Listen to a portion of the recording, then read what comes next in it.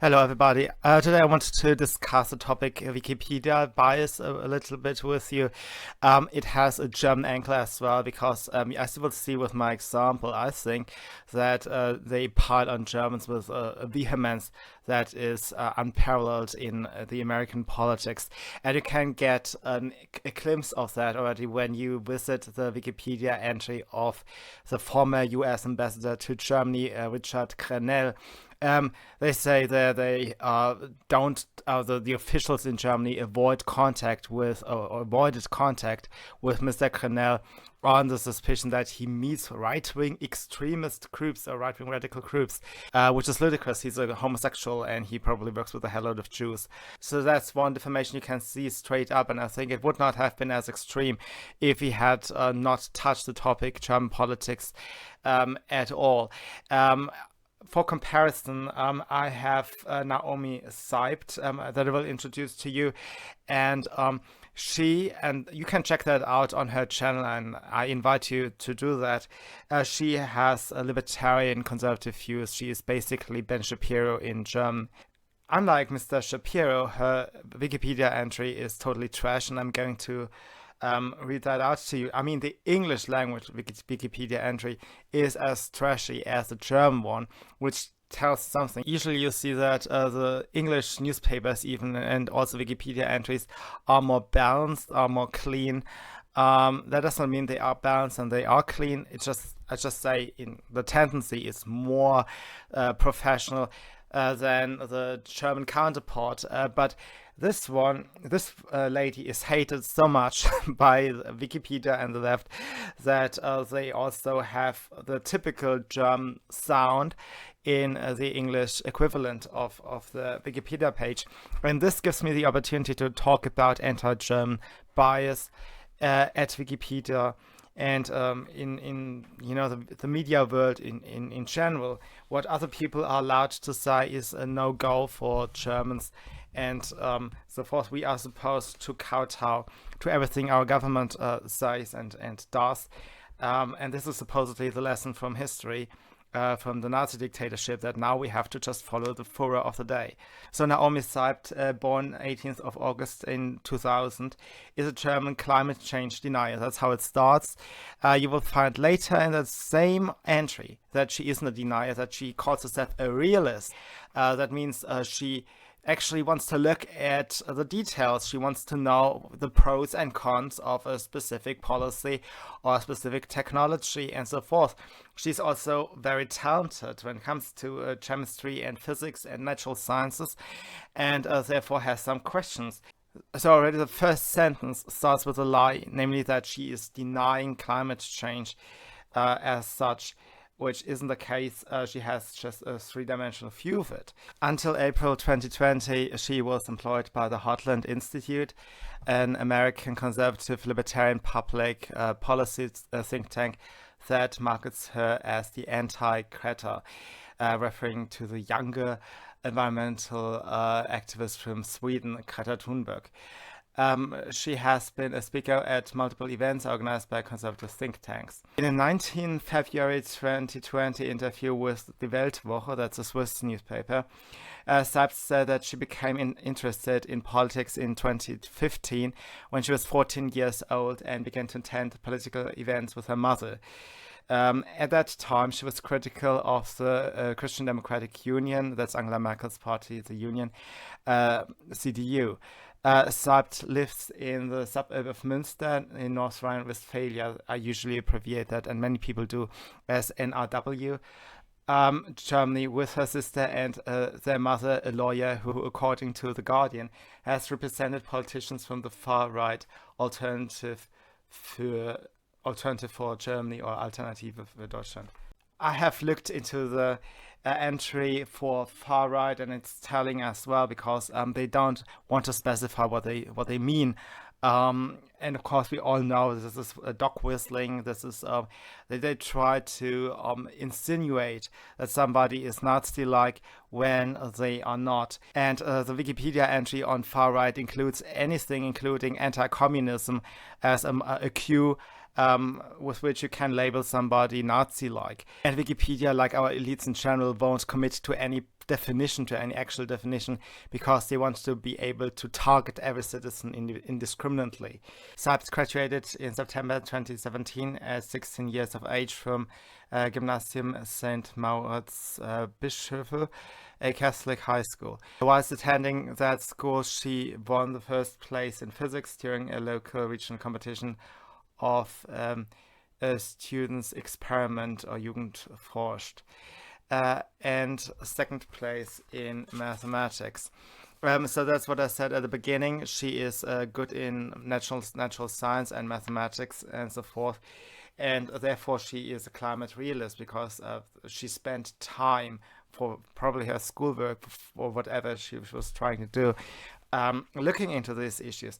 I must say that I always procrastinate looking into that topic, because there are so many things going on right now. I think that a warning as strong as the cry from the left actually warrants that one spends time to look into it and see for oneself if some of the claims are accurate or not, and most certainly the core of it.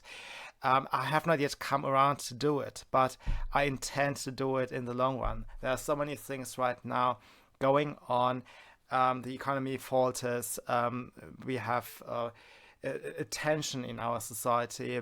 There's so much going on that I feel I don't have the resources right now to look into the climate change claims to begin with. I hate this because it's stupid to just simply brush something aside and not looking into it when people insist it's important.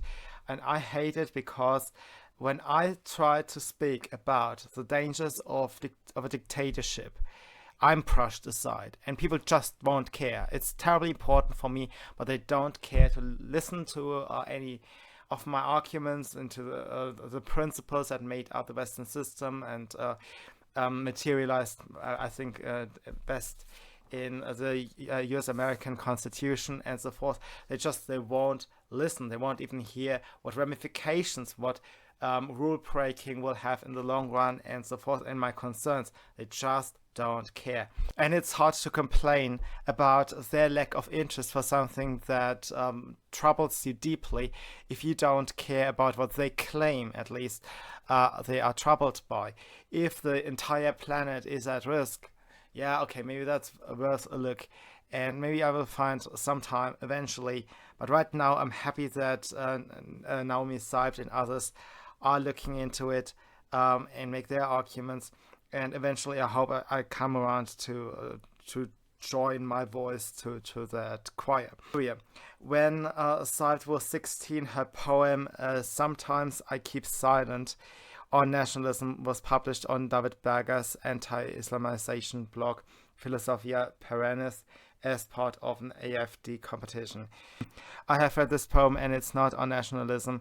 It is about silence. It is about censorship, and the title already suggests that. Why aren't they just honest and say what it is about? I mean, you can, of course, that's how they like doing it. That you can twist and turn things around and take the fact that a nation is mentioned in the poem as evidence that this entire poem was about nationalism. You can, of course, do what the left likes to take a grain of evidence, like the fact that the poem, of course, includes a debate about identity and nation and so forth, among other things, among many, many different things like abortion and so forth, and just say the entire poem is about nationalism, which it clearly isn't. Plus, nationalism is, I think, a word she doesn't even use in that poem. It's a vague word, and they try to paint the entire poem as something that it isn't. Since May 2019, Seibt has recorded YouTube videos using her mobile phone on topics ranging from migration to feminism to climate change.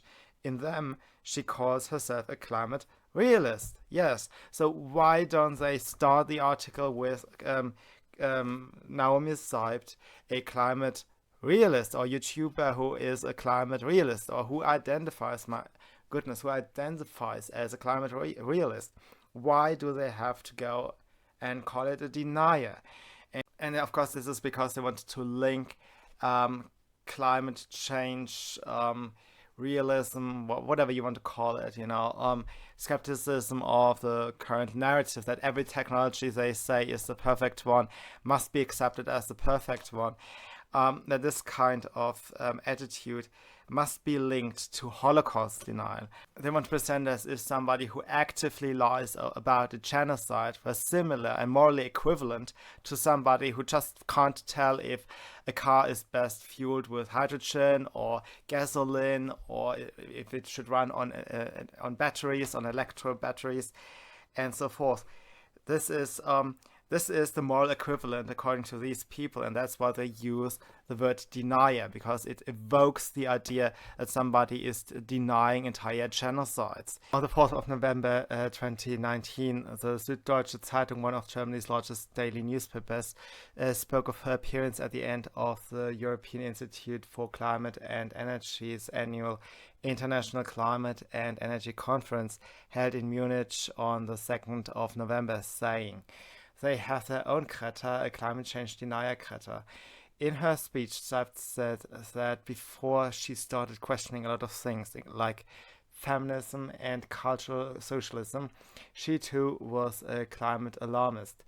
What's interesting here is that they use the quotation marks. I mean, these are the double quotes, and this is to kind of gaslight what she said. I mean, this is an indirect quote, so it's just enough to leave the words she used as they were used, right?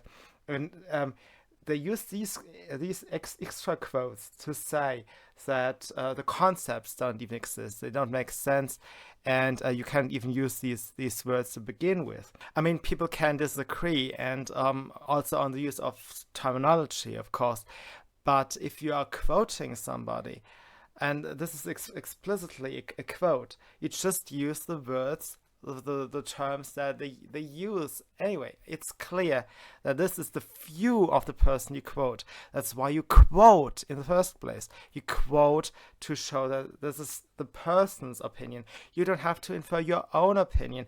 And I see this as evidence for a zealotry and a fundamentalism that we have today, that is unparalleled in the last 50 years, I think, that everybody must constantly has his own view inferred into everything. You cannot just neutrally report on anything.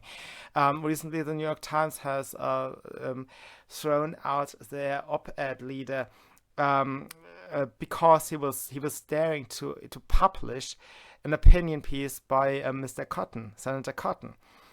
This is a level of intolerance that I have never thought I would ever see in my life. This is what I learned about the medieval times, right? This is what we associate with the socialist regimes like China and so forth. And to have this here is alarming. I mean, this is truly alarming. And this is actually what she means with cultural socialism, that we have these zealots who think their opinion must be inferred into everything, and they cannot just report, right? I mean, I have a channel to give my opinion, to give my spin on current events. It makes sense to offer an opinion, but I don't infer it into everything I do. If I read something, I may just decide occasionally, at least occasionally, to let it stand. On the 3rd of December 2019, Seibt spoke as an invited guest at the Madrid Climate Reality Forum, a forum organized to rebut the United Nations climate change warnings, while Greta Thunberg spoke at the 2019 United Nations Climate Change Conference several miles away. In 2019, Germany's AfD had embraced climate change denial as part of their political campaign in Europe, and were therefore also aligned with this European Institute for Climate and Energy. She was the only woman invited to speak at an event that is traditionally dominated by older men. Okay, I just said I can let stuff go by, but I actually have to raise a real issue in that paragraph as well. Again, they are lying about the position of the AfD. Um, First and foremost, everybody speaks for his own, so you won't have a group of people that have just one view. Um, and okay, there are most certainly politicians of the AfD that flat out deny that climate is changing. That, things do exist. If the numbers are large enough, chances are that you have people who believe in ghosts and people who believe in whatever. If the numbers are large enough, you have people who believe in anything. But the AfD does not embrace, by and large, that climate were not changing at all. That's just not true. Seibt has previously spoken at the Heartland Institute and at the Conservative Political Actions Conference, CPAC, in Maryland. Seibt spoke to about 100 conservatives. Oh my goodness, conservatives. Seibt dismisses allegations that she is a puppet of the right wing or the climate deniers or the Heartland Institute either. How is this even a part of an encyclopedia? It is so unsubstantial. It's just there to paint somebody in a negative light.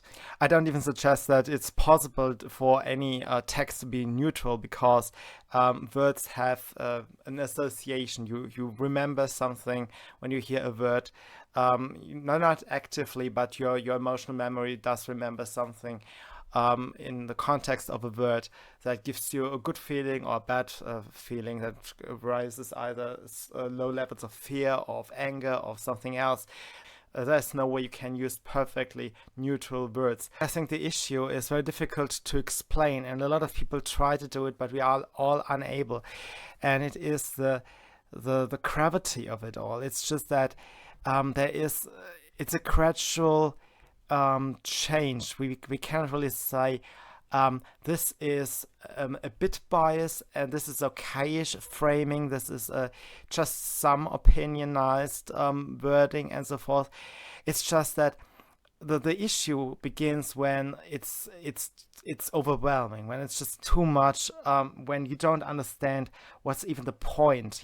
She's denying that she's a puppet of the right wing. So that's just there to say, well, somebody has made that allegation. That's just there to make people think, oh, is that allegation true or not? So without saying anything about what Naomi Seibt has actually said or done, you are asked to question her, to kind of see her in a negative light without any explanation. And this framing even continues with the very next paragraph. 28 February 2020 article in The Guardian said that Seibt was inspired by the alt-right white nationalist Stefan Molyneux after being introduced to his blogs. She has also been accused of both white nationalism and antisemitism due to her support for some of on the alt-right. She has denied this. Yeah, so, well, some people threw some crap at her and she denied it. Okay, she says she has not said any anti-Semitic nationalism, all of these things. And, Stefan Molyneux, I don't follow his blog, obviously, but I can guarantee that he is not a Nazi. And this is what they try to say with all these different words, and I hate this dishonesty. And it really must stop. I'm unwilling to listen to the left more than I need, because I'm sick and tired of them unable to explain in plain language what they actually want, what they actually mean.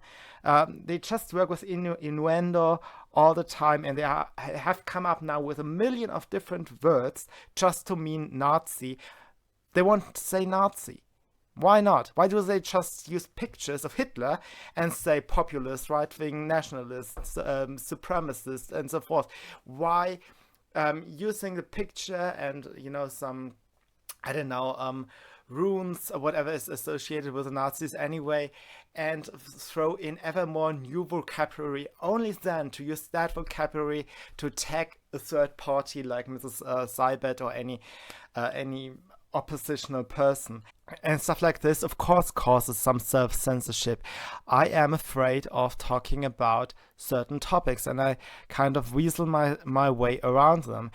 For example, I thought for a moment, maybe I should make an easy video about Dear Black People. Just title it Dear Black People, and have the same condescending spiel that the black activists have for white people, and just tell black people how they should change their lives and how they should change their words and everything. Just turn the table and just use the same weapons they use. Why not? And the reason is we are not allowed to use the same weapons.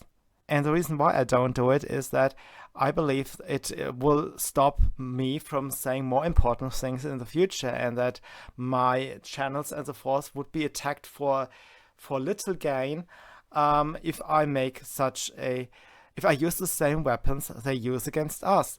And I find that outrageous. Image. Seibt has aligned herself as a paid conservative blogger that is being promoted as anti-Greta in response to Greta Thunberg, aligning herself with the alternative for Germany. So whatever she does, she is very big in aligning herself. This image has been propagated by the Heartland Institute, who compares her to Greta in promotional anti-climate change campaigns. Seibt self-identifies as a libertarian. Yes, so why don't they just say she is a conservative libertarian, or she calls herself a conservative libertarian? I would even say, if you don't know a person better, and it seems that whoever wrote this has not looked into her very closely, that you just take the self-description as is. I don't question that Hillary Clinton is a feminist, for example. And, I'm not going through the check boxes and say, well, that speaks for it and that speaks against it. Now, thinking about it, I could come up with a million arguments why Hillary Clinton is not a feminist, why she is defending rape and so forth. I could go through a lot of stuff denying her claim to feminism. But, I would kind of, if I did not know anything about her, the first thing I would do is to just use the self-descriptor, and if I disagree with it, then make the argument that I disagree with it. And instead what we have is always this attempt to draw everything that any conservative or libertarian says into doubt. If a conservative says water is wet, water is dry. If a conservative says the lawn is green, the lawn is brown. Whatever a conservative or libertarian said is always questioned, or it's always put into quotes as if this cannot be verified. Well, if it's just a self-descriptor, you just run with it as is. A 2020 joint investigation by Corrective and Frontal 21, that is a public broadcaster magazine, revealed that the Heartland Institute's James Taylor considered Seibt to be the star of their media strategy for the masses in their fight against climate change protection measures, which needs a better image to move away from old white men and instead showcase a younger generation. Media. By the way, Corrective and Frontal 21 are obviously also media and have already quoted quite a few publications. Anyway, media. The Neue Zürcher Zeitung describes Seibt as, that's a newspaper, describes Seibt as a right-wing YouTuber who attacks climate science in her videos. That doesn't even make sense. You don't attack science, you attack a thesis, and that is actually the scientific method. You attack science itself if you say you should not have an open debate about these or that arguments and claims and so forth. Science is the open debate. Science is already the attack on the given prevalent thought of the day. Anyway, so the Guardian describes her as a so-called YouTube influencer.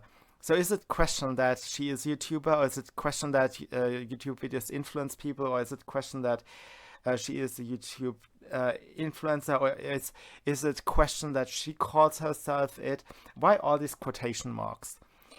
In an interview with a Post, I'm not even sure what Post, the Washington Post, the director of the Digital Forensic Research Lab, Graham Brookie commented on Seibt's approach on Thunberg's message on climate, in which he counters Thunberg's "I want you to panic" by saying in a video posted on Heartland's website that "I don't want you to panic, I want you to think," which is a very good slogan.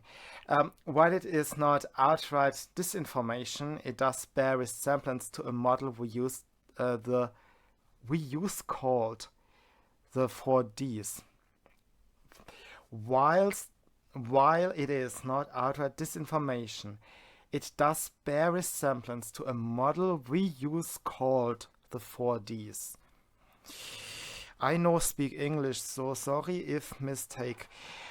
Dismiss the message, distort the facts, distract the audience, and express dismay at the whole thing. Actually, that's what the whole Wikipedia article is doing, isn't it?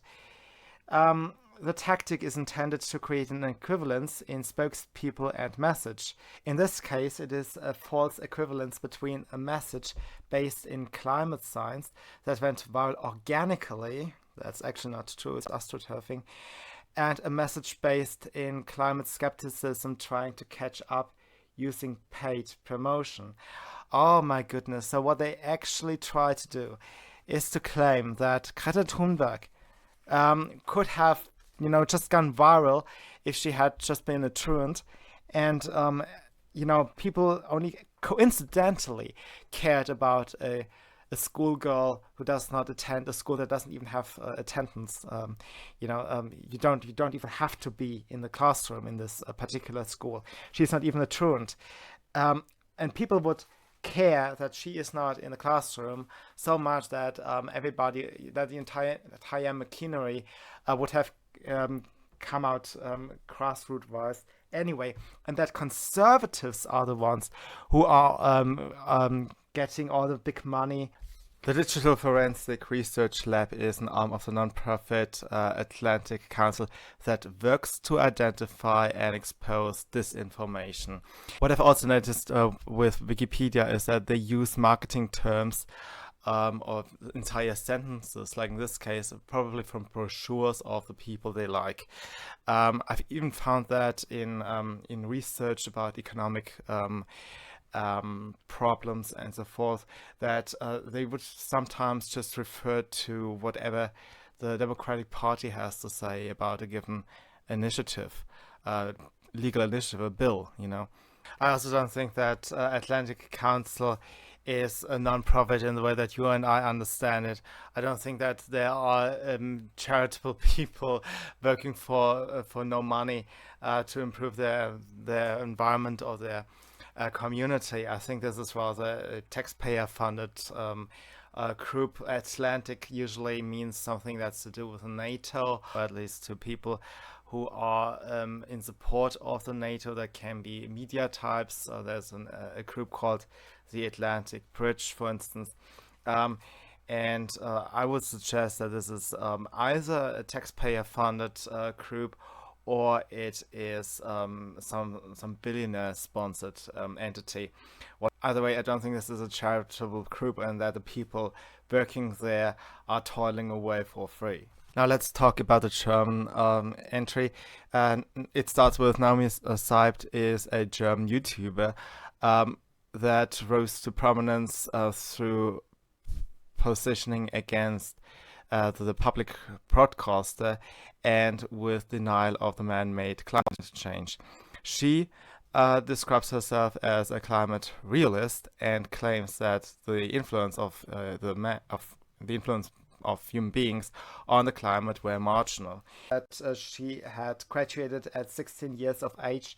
This is somebody that the teachers felt they should just rush through the exams because she is smart. After that, she studied economics, but only I think a short period of time. And cancelled the studies. And she is a member of the AfD youth organization, as I've said in previous videos, that is surveyed by the Secret Service. And now I'll quote Wikipedia. From January through April 2020, she worked for the pseudo-scientific American think tank, the Heartland Institute, that denies human-made climate change and fights the energy turnaround.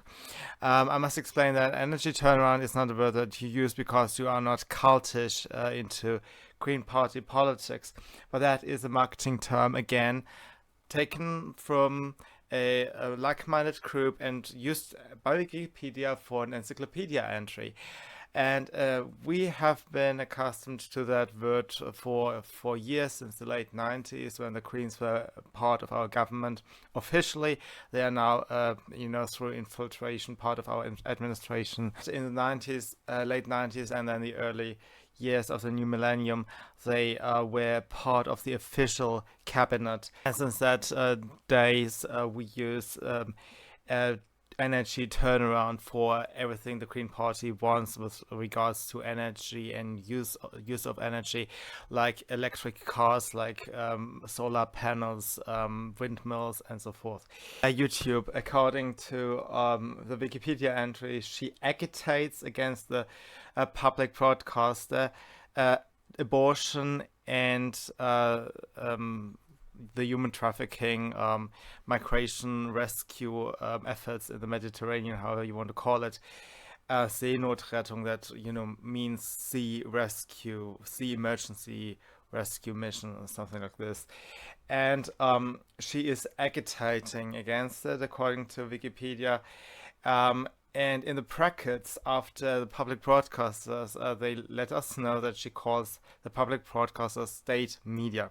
I must say that I had used that terminology myself. It's always a bit difficult to translate similar concepts from one place to the other because institutions differ a bit. And I personally don't see a huge difference between a state media and a public broadcaster. But if you ask these people, they will probably give one. And I use self-descriptors whenever possible. So that's my primary reason why I choose the words public broadcaster rather than state media. If you ask these people working for a public broadcaster, they will probably say that a proper state media, like in China or Iran, works in a different fashion, that they have to seek approval for literally every single word they say, which is different from a public broadcaster. But to me, there's no moral superiority in the way public broadcasters handle criticism from the way a state media, as just described, would. So I'm fine with Seibt using that terminology. Public broadcaster is likely to fire somebody, and in a way that the public will know how to use words and what to say and what not to say also in private life. So the scare effect of a public broadcaster is bigger than in a state media, as I described it. So same difference.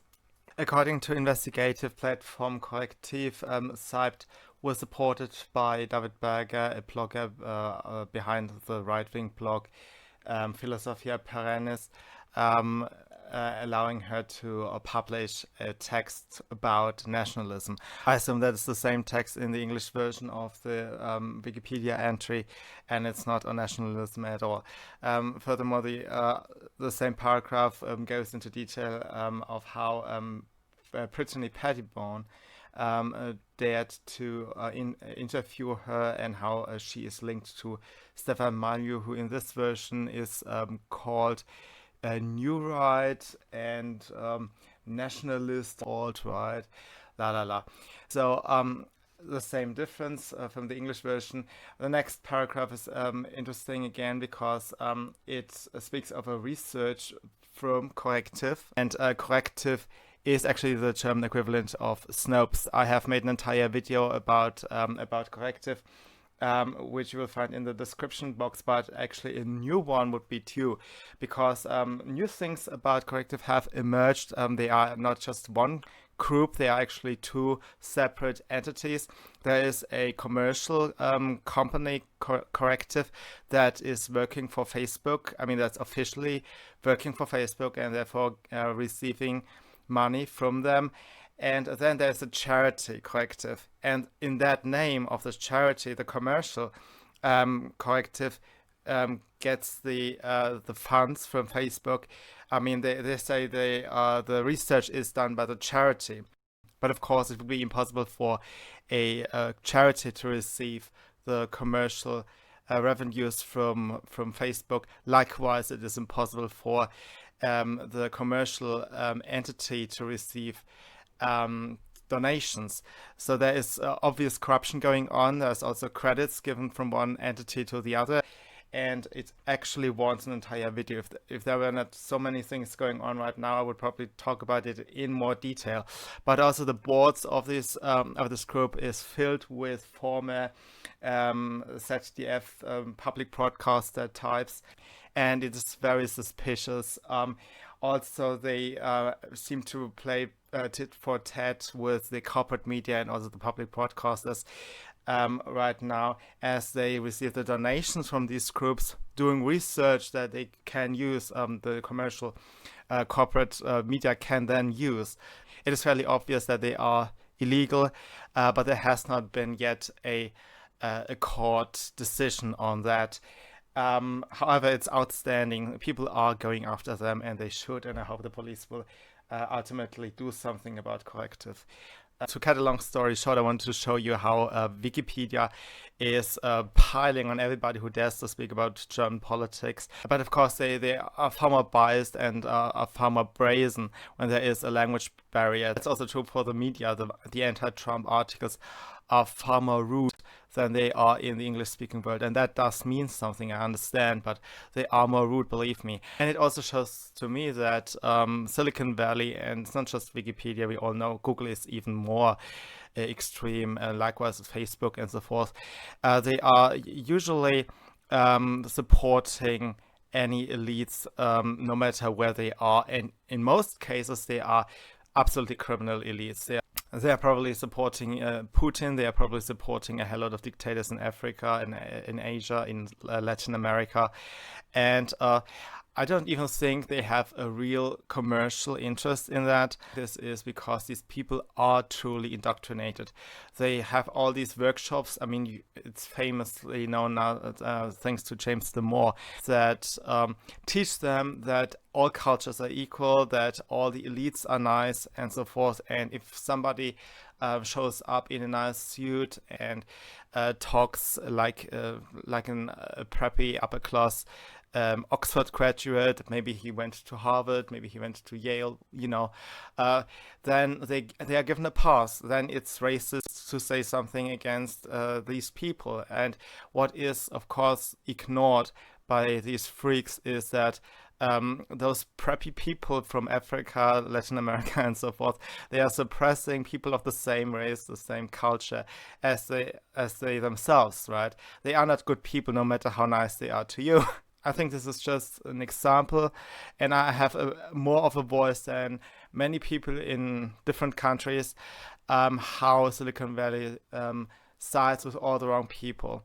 Thank you for listening. Don't forget to like, share, and subscribe, and I'll see you soon. Bye.